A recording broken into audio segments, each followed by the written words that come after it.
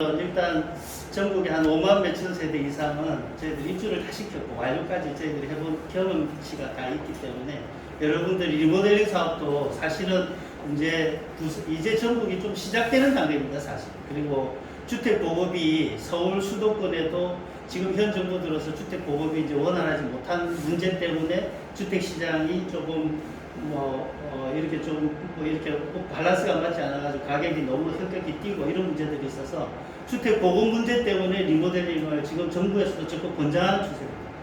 그래서 부산시에서도 리모델링과 관련된 조례도 제정하고 불과 이번 달 초인가요? 해운대구에서도 리모델링 지원과 관련된 조례가 제정이 된 상태입니다. 그래서 여러분들은 지금 현재 해운대 신시가지, 그러니까 지금 그린시티로 변화가 됐잖아요. 이름이 바뀌었잖아요. 그린시티도 리모델링 사업을 적극 지원하기 위해서 해운대구청에서도 노력을 하는 걸로 알고 있습니다. 간단하게 리모델링 사업 설명에 있어서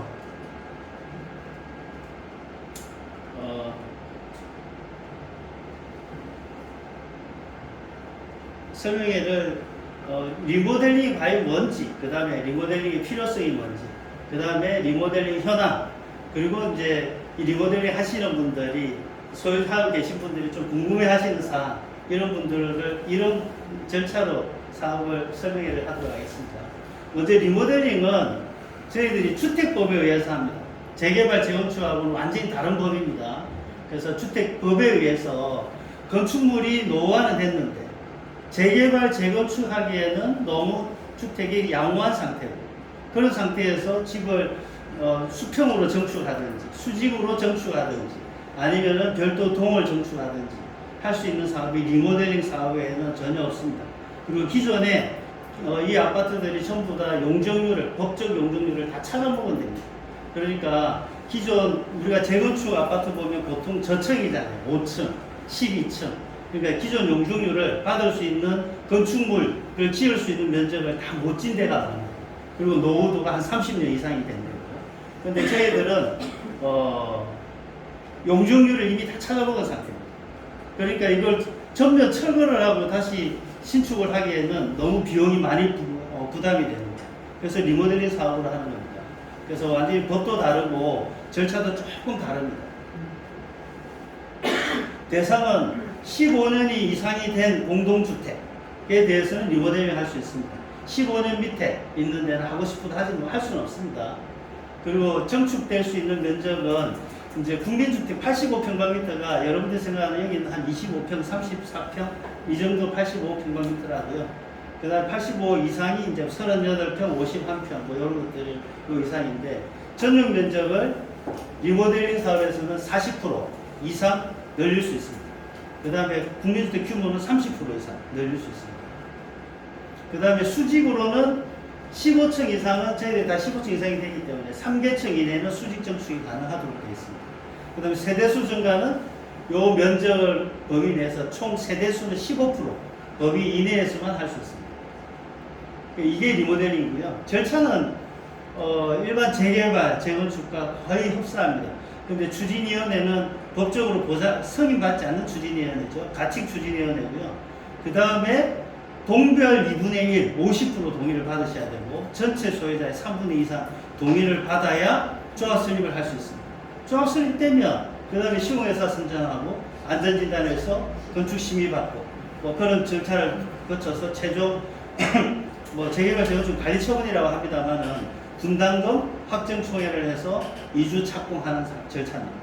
이 절차를 거쳐서 하기 때문에 사실은 절차가 굉장히 까다롭습니다. 간단하게 이런 모습 표로 만들어 드렸지만 까다롭기 때문에 저희들이 이 전문가한테 설명을 하고 행정적인 일을 해야 된다라는 거고요.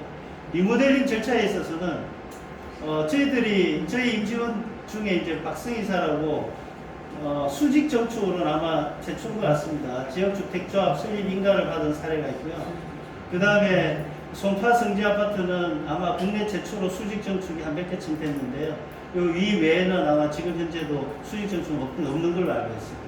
이것도 아마 2020년 11월 작년 말이죠. 우리 추진위원회 탄생하고 좀 비슷한 시기 같습니다. 수직 정축을 해서 허가를 받은 사례가 있습니다. 그래서 리모델링과 재건축을 조금 비교를 해보면 여러분 조합원들이 아니 소유자들이 좀 헷갈리시더라고요. 또 옆에는 다 재건축하는데 우리는 리모델링이고 왜 조합은 똑같은 조합인데 우리도 재개발 어떤 분들은 리모델링인데도 재개발한다 우리도 뭐 이렇게 이야기하시더라고요. 조합은 조합인데 다릅니다. 그래서 이제 리모델링은 앞에서 설명드린 것처럼 주택법에 의해서 재개발 재건축은 도시 및 주거환경 정비법에서 합니다. 절차도 주택법에서 하는데 절차가 좀 간소화되어 있습니다. 조금 단축되어 있고 활성화시키기 위해서 기존 뭐 전면 철거를 하고 전면 다시 건축을 하는 신축을 하는 게 아니기 때문에 기간이 조금 짧습니다. 한 5년에서 6년 정도면은 완료 입주를 할 수 있다라고 생각하시면 되고요. 근데 재건축, 재개발 같은 경우는 한 10년에서 15년, 2주 철거, 완전히 다 철거를 하고 다시 신축을 하기 때문에 그 기간도 상당합니다. 예, 이런 부분들 때문에 기간이 조금 더 길다라고 생각하시면 되고요. 그 다음에 리모델링과 재건축 비교해서 뭐 앞에 드린 거를 제외하고 등급인데 안전진단을 다 합니다. 리모델링도 안전진단을 하고 재건축도 안전진단을 하는데 재건축이 안전진단을 하기 위해서는 D등급, E등급 이상이 나와야 됩니다.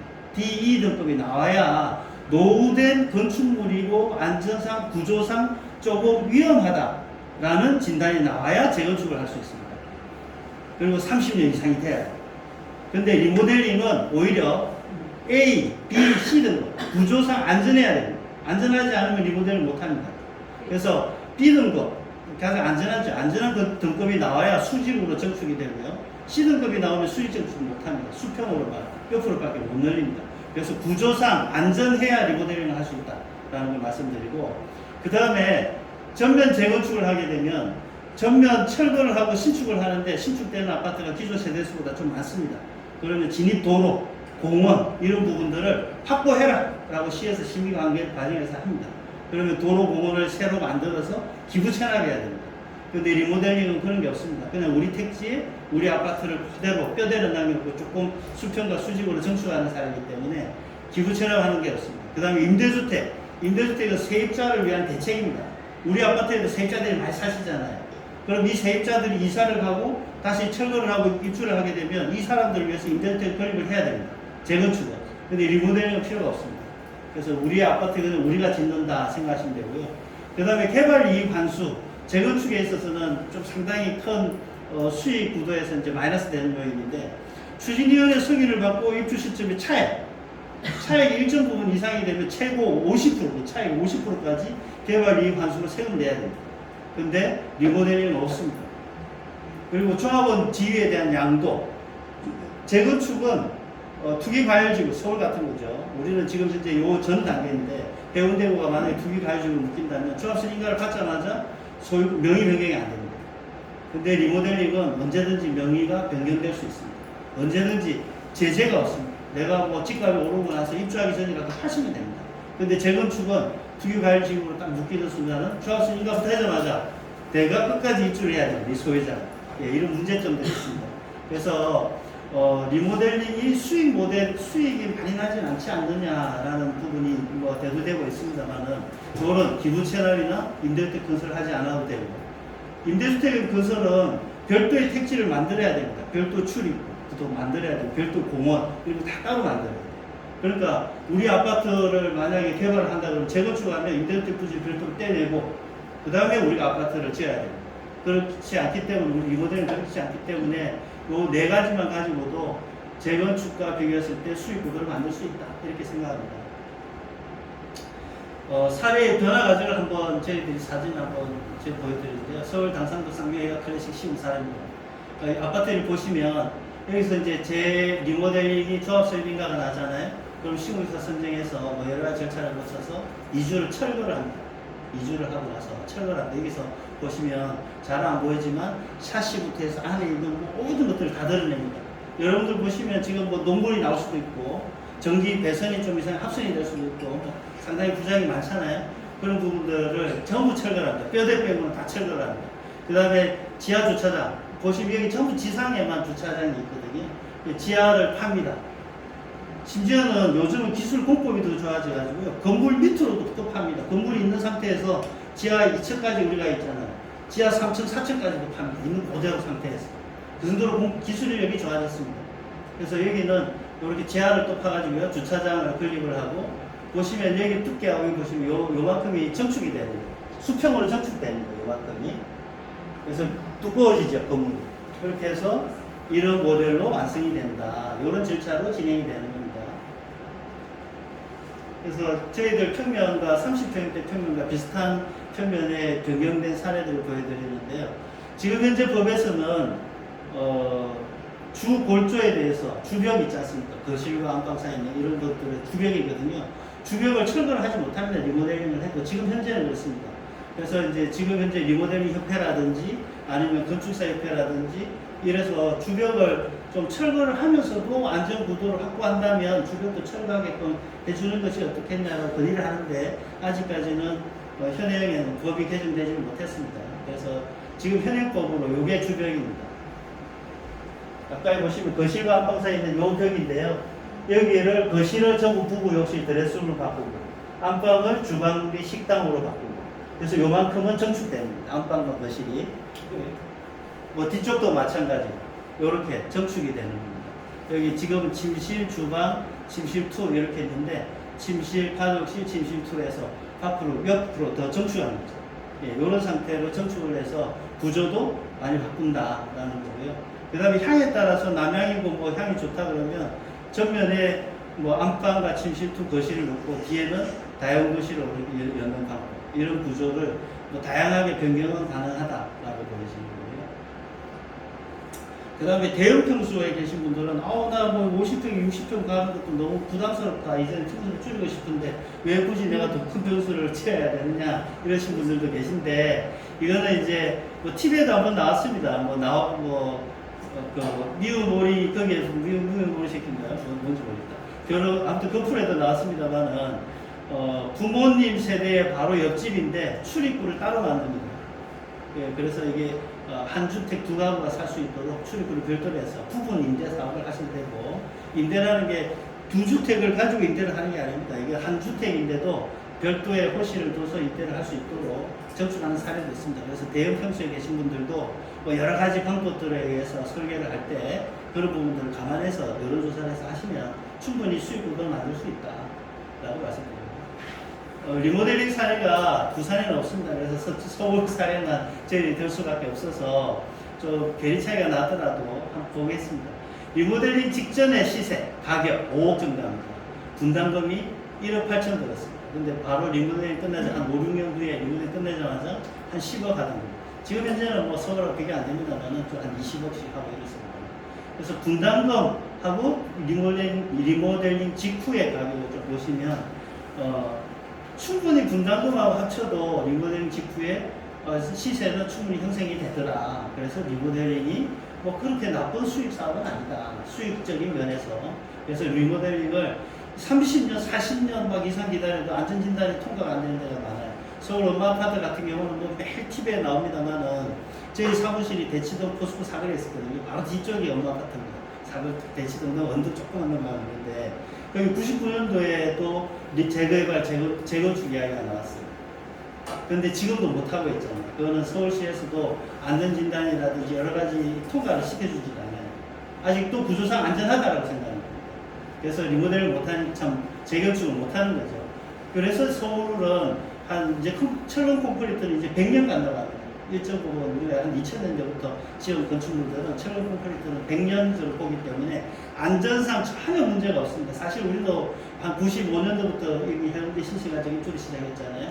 그래서 95, 96, 97, 98, 99년도까지 입주를 계속 했는데 그때 설계해가지고 지은 아파트들이 구조상 안전진단 딱 하면 저희들이 리모델링밖에 못할 겁니다. 재건축은 할 수 없습니다. 그래서 리모델링으로 새로운 아파트에 입주를 할 수 있고 또 다른 개념으로는 우리 앞에서 추진희 선생님이 말씀하시는데 바로 옆에 동네와 너무 가격 차이가 괴리 차이가 난다. 좀 괴리감을 느낀다. 이 집 팔고 역정을 못 가는 사례가 생기는 거죠.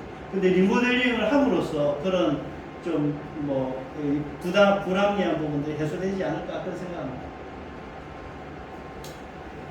분담금에 대해서 납부는 언제 하느냐 이런 부분도 질문이 있어서 만약에 분담금이 2억이다 라고 한다면 계약 시 10%부터 해가지고 총 한 6회차 중도금을 내고 잔금을 30% 내는 이런 구조입니다. 이거는 뭐 법에 나와 있기 때문에 6회차 이상을 둔담을 납부할 수 있도록 하거든요. 우리가 1번 분양할 때도 이렇게 다 합니다.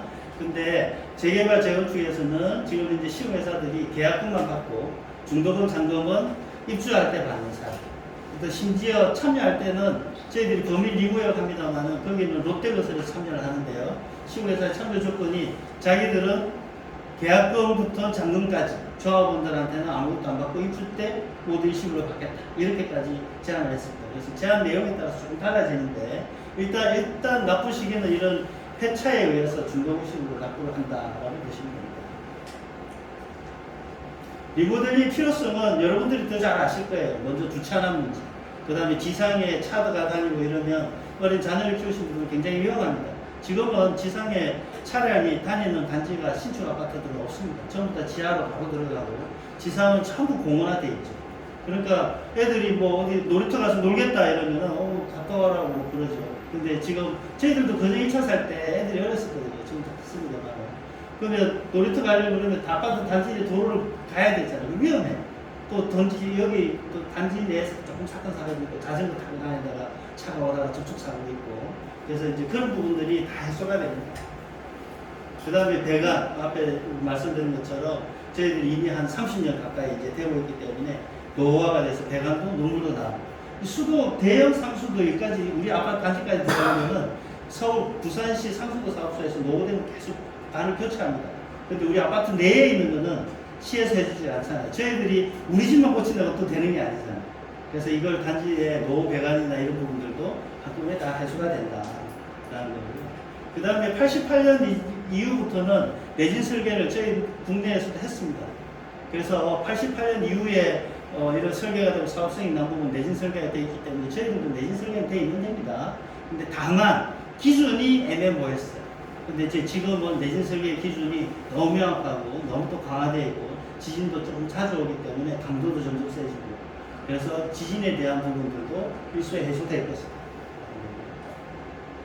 그 다음에 자산 가치는 뭐 앞에서 말씀드린 것처럼 수직과 수평으로 정축함으로써 뭐 지금 현재에 맞는 최고의 평면은 안 나올 수 있습니다. 근데 그래도 지금보다는 훨씬 나은 평면과 훨씬 나은 구조, 그 다음에 미락시설이라든지 주변 커뮤니티 센터라든지 이런 부분들이 다 해소가 되기 때문에 뭐 조합원들의 수익이 그나마 좋아지지 않을까 생각합니다. 그 다음에 자산 가치 극대화는 뭐 당연한 겁니다.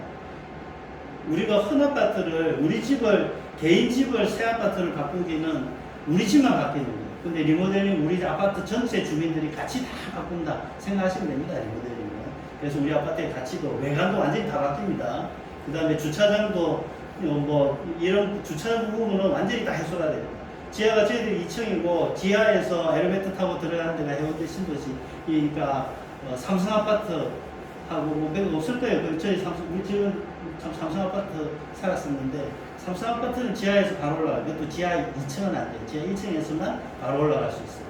근데 지금은 지하에서 바로 다 자기 돈으로 엘리베이터 타잖아요. 신도시가 이게 문제예요. 그래서 이런 부분들도 다 해소가 됩니다, 사실. 그래서 이런 부분들이 다 해소되기 때문에 당연히 자산 가치가 올라간다 생각하시면 됩니다. 리모델링 현황은 우리나라에서 지금 현재 정부도 마찬가지고 주택 보급이 상당히 문제가 있습니다. 그리고 부산시 웃긴 얘기 한번 해드릴까요? 해운대구가 주택 보급률이 굉장히 높을 것 같잖아요. 부산시 전체는 한 110%가 넘습니다. 근데 부산시의 2030, 2020년에서 2030년까지의 건축 계획의 기본 계획이라는 게 있거든요. 도시 계획에. 그 내용에 보면 2025년도에 주택 공급을 할 계획과 그 다음에 수요를 예측했을 때 제일 높은 곳이 주택 공급이 가장 안 되는 것이 강서구. 그 다음에 해운대구입니다. 해운대구가 2025년도에는 5만 세대가 부족하다. 2030년도에는 2030년까지 계획입니다. 2030년도에는 그때도 강서구 다음에 해운대구인데요. 해운대 6만 몇천 세대 부족합니다. 그래서 여러분들이 왜 우리 여기 지금 현재 해운대 신도시 그리고 그레이시티가 왜 리모델링 사업으로 지금 계속 들썩들썩 하는지 그걸 아셔야 돼요.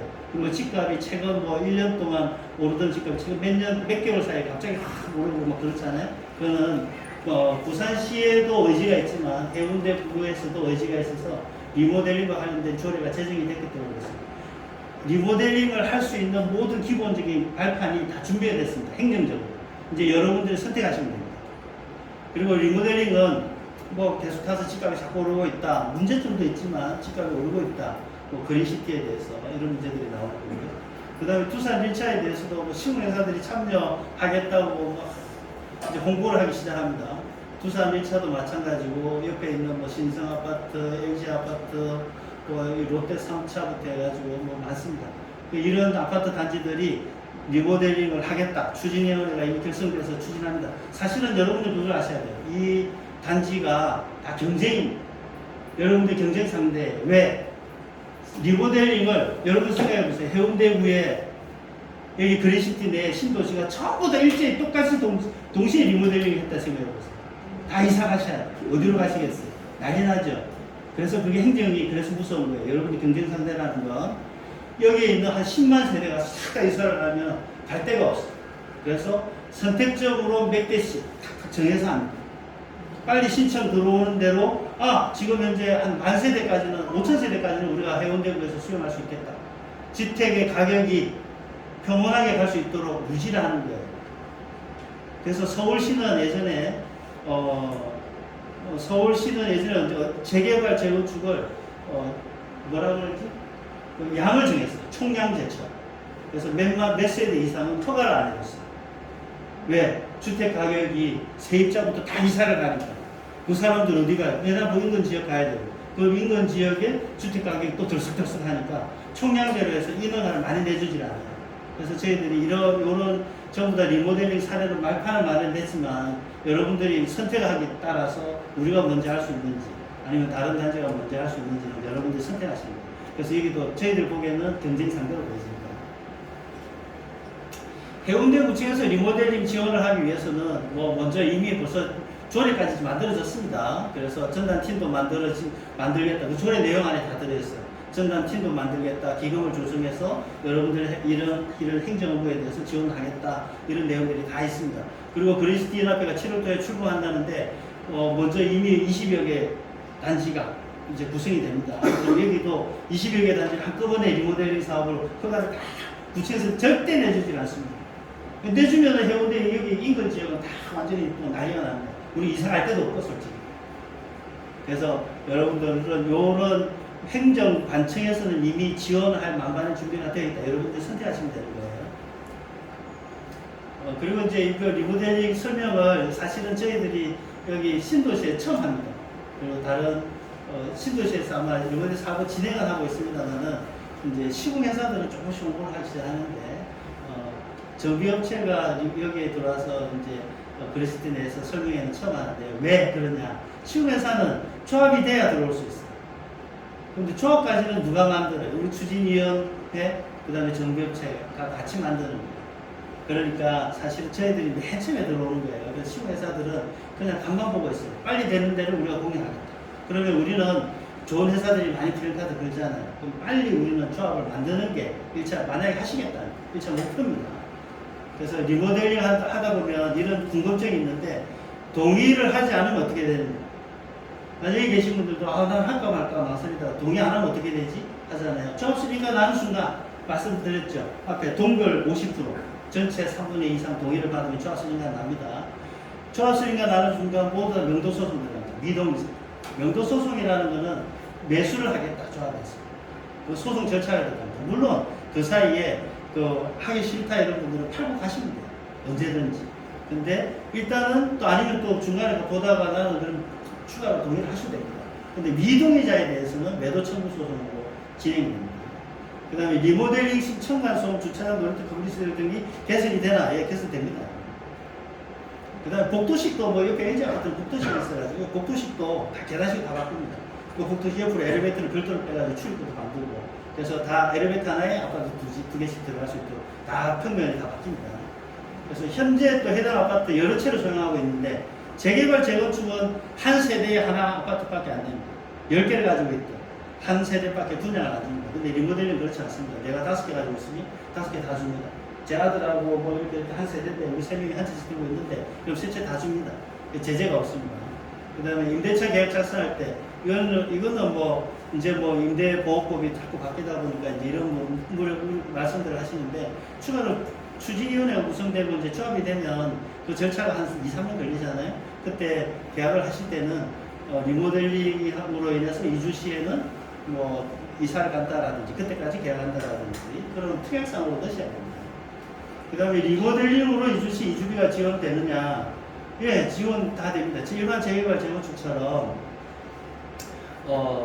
허브의 보증을 받아서 LTV의 우리의 자산 가치의 50%까지는 지금 현재는 50%입니다. 왜냐하면 해운대 조정지역이 50%까지밖에 안 되거든요. 그러면 50% 가지고 내가 어디서 갈 데도 없는데 라고 다 하시잖아요.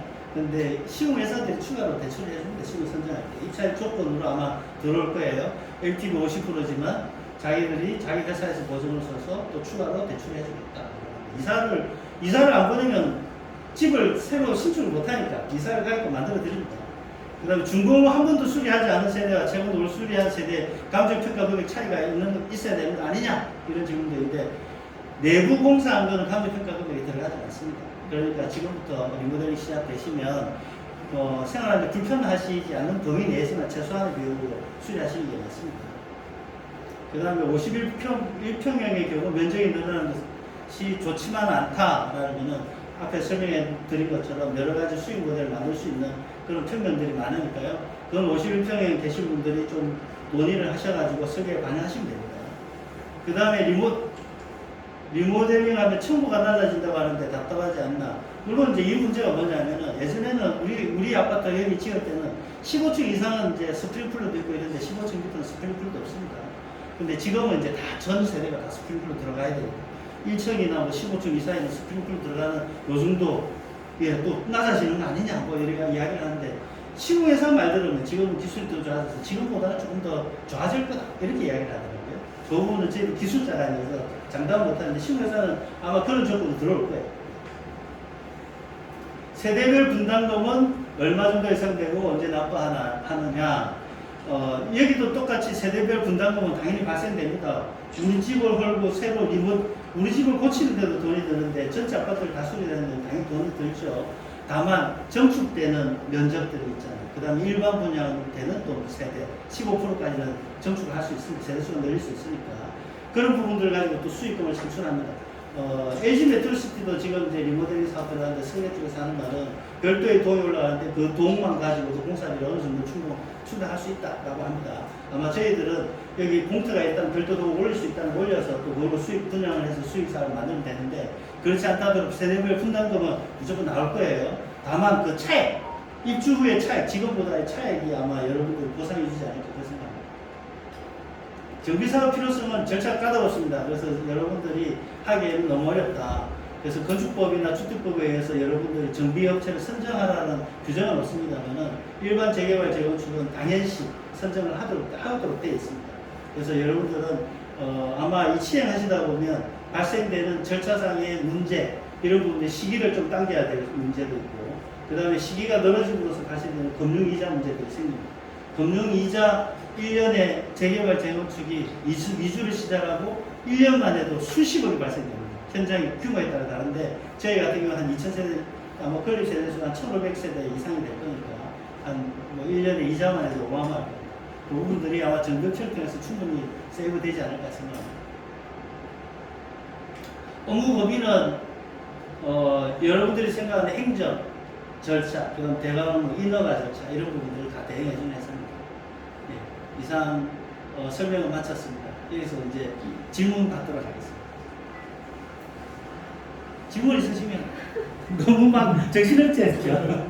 이해가 될지 안 될지는 모르겠습니다만 이것이 리모델링 사업입니다. 여러분들이 추진위원장님도 아마 오늘 처음 명함 받아봤는데 설계사무소 이사님이시더라고요. 그러니까 이제 건축 쪽에 관심이 있으시고 이러니까 리모델링 해야 되겠다 이 생각하신 것 같아요. 근데 이거는 정부에서 왜 하라고 할까? 부산시에서 아니면 또 해운대구에서 왜 하라고 할까? 뭐 자기들이 돈 버는 사업은 아닙니다. 그런데 주민들한테 피해를 입히기 위해서 행정을 막 이렇게 지원하고 뭐 소비하진 않습니다. 여러분들한테 혜택이 돌아가게 하기 위해서 하는 거니까 잘 면밀하게 리모델링 사업이 이런 사업이구나를 면밀하게 한번 살펴보시고 진행하시는 게 좋겠습니다. 질문 있으시면 제가 질문 받고